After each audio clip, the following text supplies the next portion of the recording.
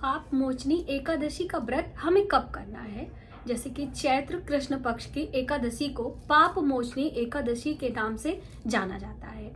और एकादशी का व्रत हमारे लिए बहुत ही शुभ होता है।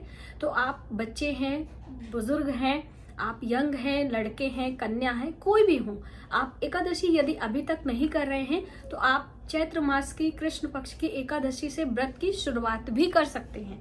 तो दोस्तों, आइए जानते हैं कि एकादशी तिथि की शुरुआत कब हो रही है, कब होगी समाप्त, पारण का शुभ समय क्या है, पारण करने से पहले हमें किन किन बातों का ध्यान रखना चाहिए और इस दिन पूजा कैसे करना चाहिए। नमस्कार, वेलकम टू माय चैनल। मैं हूं मनीषा। दोस्तों, सबसे पहले तो आप सभी को पाप मोचनी एकादशी की हार्दिक शुभकामनाएं। भगवान विष्णु और माता लक्ष्मी की कृपा सदैव आप सभी पर बनी रहे। देखिए, किसी भी एकादशी का व्रत आप कर रहे हो, उसमें किस देवी देवता की पूजा करना चाहिए, कभी कभी बहनों के प्रश्न आते हैं। तो देखिए, माता लक्ष्मी और भगवान विष्णु के साथ में ही आपको एकादशी तिथि पर पूजन करना चाहिए। और जैसे कि भगवान विष्णु की पूजा में पीले पुष्प, पीले मिठाइयों का भोग हम लगाते हैं, तो बहुत सारी बहनें पूछती हैं कि क्या केले का भोग लगाएं और हम केले का सेवन करें या ना करें, क्योंकि उनके मन में रहता है कि जब हम गुरुवार का व्रत करते हैं, हर हफ्ते जो वीकली होता है, तो उसमें केले का त्याग किया जाता है। केले की जड़ों में हम जल सींचते हैं, परिक्रमा करते हैं, केले के वृक्ष की पूजा करते हैं। तो क्या एकादशी तिथि पर हम जब भोग लगाते हैं तो क्या वो केले का प्रसाद खा सकते हैं अथवा नहीं? आप बिल्कुल खा सकते हो। गुरुवार के दिन केले के फल का त्याग किया जाता है, क्योंकि हम केले के वृक्ष की पूजा करते हैं, तो वृक्ष को कोई हानि ना पहुंचे और उसके फल को हम नहीं खाते हैं। पाप मोचनी एकादशी का व्रत हमें किस दिन करना है? 25 मार्च 2025 को दिन है मंगलवार और सुबह सवेरे 5:05 से हमें एकादशी तिथि मिल रही है और एकादशी तिथि समाप्त हो रही है 26 मार्च को सुबह 3:45 पर।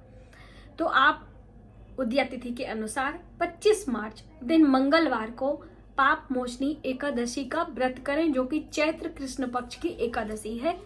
25 मार्च दिन मंगलवार को व्रत के दिन हमें कैसे पूजा उपासना करना है, आइए जान लेते हैं। तो फिर हम पारण की विधि भी जानते हैं। व्रत वाले दिन सुबह सवेरे स्नान ध्यान करके शुद्ध साफ वस्त्र आप पहने। अपने घर की नित्य जो भी आपके कार्य हैं साफ सफाई संबंधित, वो सभी आप करके स्नान करें। पूजा में आप अपने घर के पूजा मंदिर में ही माता लक्ष्मी भगवान विष्णु की पूजा करें। आपके पास पीले पुष्प हैं तो पीले पुष्प चढ़ाएं, या किसी भी रंग के पुष्प हैं आप माता लक्ष्मी भगवान विष्णु को अर्पित करें। घी का दीपक अवश्य जलाएं और भगवान विष्णु के मंत्रों का जप करें। और 1 लोटा जल भगवान सूर्य को हम चढ़ाते हैं। तो देखिए, बहुत सारी बहनों के प्रश्न आते हैं कि दीदी हम पहले भगवान सूर्य को जल दें कि पहले मंदिर में या कहीं भी पूजा करें? तो ऐसा नहीं है।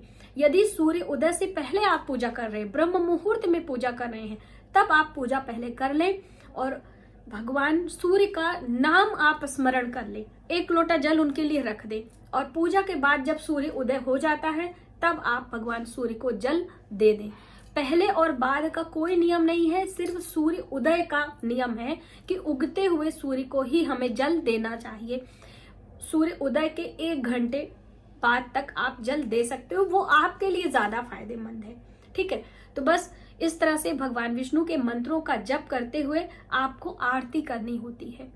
भगवान विष्णु की ही आरती, ओम जय जगदीश हरे, ये आरती आप सभी को विदित है। तो आप इस आरती से भगवान विष्णु की पूजा करें। अन्य देवी देवता जो भी पूजा मंदिर में है उनकी पूजा करें, प्रार्थना करें और कुछ भोग प्रसाद ऋतु फल जो आपके पास है वो आप भगवान को भोग लगा दें। एकादशी तिथि है तो अनाज के बनी चीजों का भोग नहीं लगाएंगे, इस चीज का आपको ध्यान रखना है। दिन भर व्रत कैसे रखेंगे? तो जल और फल पर हमें व्रत करना चाहिए, नियम तो यही है। लेकिन यदि आपसे नहीं रहा जाता है तो आप फलाहारी चीजें, सेंधा नमक आदि ले सकते हैं। मंत्रों का जप और चोरी चुगली निंदा आदि से बचते हुए आपको इस दिन व्रत करना चाहिए। अब देखिए, जब हम एकादशी का व्रत करते हैं तो एक दिन पहले भी व्रत करने के नियम हैं, क्योंकि 10वीं तिथि से ही हम सात्विक भोजन यानी कि प्याज लहसुन का त्याग, ब्रह्मचर्य का पालन और अपने चोरी चुगली निंदा का त्याग करते हुए व्रत की शुरुआत करते हैं। बहुत सारे लोग तो 10वीं तिथि में ही फलाहार करते हैं और एकादशी पर सिर्फ जल और फल पर व्रत करते हैं। इस तरह से निर्जला भी बहुत सारे लोग करते हैं। तो आपसे जितना बन पड़ता है उतना प्रयास करें और नियम का पालन करें। इस दिन काले और नीले रंगों के वस्त्र पहनने से परहेज करें। माता लक्ष्मी की पूजा में खिले रंगों के वस्त्र पहने जाते हैं और रात्रि के समय भी आपको पूजन यानी कि 2 समय पूजा करना चाहिए। संध्या के समय भी माता लक्ष्मी भगवान विष्णु की पूजा में एक दीप जलाएं, मंत्रों का जप करें, कथा सुने। तो देखिए, कथा आप कभी भी सुन सकते हैं, दोपहर में भी, सुबह में भी, शाम में भी। कथा सुनने के बाद आरती अवश्य करें और हो सके तो एक अखंड दीप लगाएं। देखिए दोस्तों, पूजा में एकादशी तिथि पर अखंड दीप का बहुत महत्व होता है। यदि आप हर एकादशी पर अपने घर में एक अखंड दीप के लिए आप तिल का तेल या शुद्ध घी, जो भी आपसे मन पड़ता है, लेकर रात्रि को सोने से पहले, जब तक आप जग रहे हैं तब तक आप जगें और सोने से पहले आपको एक दीप लगाकर सोना चाहिए। ऐसा करने से आपको रात्रि जागरण का पुण्य फल मिलता है, क्योंकि एकादशी तिथि पर रात्रि जागरण का महत्व है। जैसे महाशिवरात्रि पर रात्रि जागरण का महत्व होता है, उसी तरह एकादशी पर भी होता है। तो आप हो सके तो एक दीप लगाकर आप फिर शयन करें। शयन में बहुत सारी बहनें कहती हैं, दीदी हम जमीन पर सोएं कि अपने बिस्तर पर सोएं। तो देखिए, अपने बिस्तर पर साफ सुथरे चादर वगैरह बिछाकर सोएं। अब जमीन पर सोने की सलाह इसलिए हम नहीं देंगे कि आपका स्वास्थ्य कैसा है, आप जमीन पर ठंडक लग जाए या कैसा भी हो। तो जितना हो सके उतना ही नियम का पालन करते हुए एकादशी तिथि का व्रत करें। महीने में 2 एकादशी आती है, यानी एक शुक्ल पक्ष में, एक कृष्ण पक्ष में। दोनों ही एकादशी तिथि का व्रत हमें करना चाहिए। अब इस तरह से करते हुए पारण के भी कुछ खास नियम होते हैं। द्वादशी तिथि में ही पारण कर लेना होता है, लेकिन जब हरिवासर का समय होता है तो उस समय पारण नहीं करना है। तो कई लोग हरिवासर का समय नहीं समझ पाते हैं। तो हरिवासर का अर्थ होता है कि द्वादशी तिथि की जब शुरुआत हो जाती है, तिथि में शुरुआत के 1/4 समय का परहेज करते हुए द्वादशी तिथि में हम पारण करेंगे। तो पारण का जो शुभ समय है पहले जान लीजिए।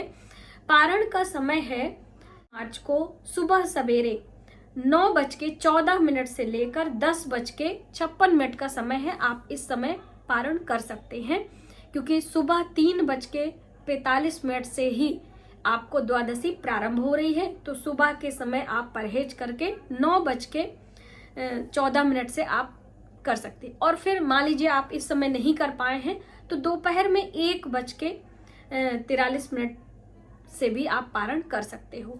पारण से पहले भगवान विष्णु माता लक्ष्मी की पूजा अवश्य करें, जैसे आपने एकादशी पर किया था। स्नान, चंदन, तिलक, पुष्प से श्रृंगार, धूप, दीप, पुष्प, भोग, मिठाई, ऋतुफल जो भी है आप चढ़ाकर एक थाली भोजन का दान, ब्राह्मण भोज का दान बताया गया। तो अब देखिए, हर एकादशी पर ब्राह्मण मिलना मुश्किल हो जाता है। मैं सही बताऊं, क्योंकि हम भी लोग एकादशी का व्रत करते हैं तो हर बार मिलना मुश्किल हो जाता है। कभी हम सफर में हैं, कभी हम बच्चों के एग्जाम के लिए गए हैं, कुछ भी है, अब नहीं कर पा रहे हैं। तो ऐसे में एक थाली सूखा अनाज, जिसमें आटा, चावल, दाल, फल, सब्जी, मिठाई, कुछ भी आप रखकर जल घुमाकर और मानसिक विधि से आप ब्राह्मण को ये दान करेंगे। उसके साथ दक्षिणा अवश्य रखें और फिर आप उचित समय आने पर दिन में कभी भी मंदिर में ले जाकर ब्राह्मण को दान दे दीजिए।